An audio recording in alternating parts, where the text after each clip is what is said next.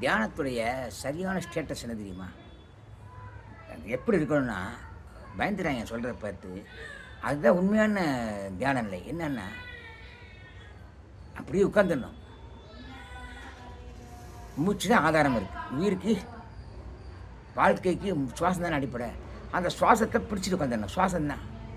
இந்த சுவாசம் கண்ணை மூடி உட்கார்றேன். இருந்தால் வாழ்க்கை, இல்லைன்னா மரணம்.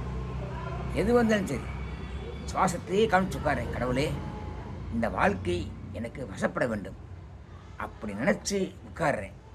அப்படியே உட்கார்றேன். வசப்பட்டால் வசப்படட்டும், வசப்படவில்லை என்றால் நின்று போகட்டும், அட்டு போகட்டும், முடிந்து போகட்டும். அந்த ஒரு முடிவான முடிவோட உட்காரேன். நான் அப்படி தான் உட்கார்றேன்.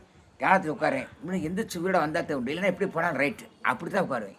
அதுதான் உச்சபட்சமான உண்மையான தியானத்தின் அனுபவ நிலை, ஸ்டேட்டஸ். அதை நீங்கள் கடைப்பிடித்து பாருங்கள். வாழ்க்கை வசப்படும். ரேட்டர் எப்படி இருக்குது பாருங்கள்.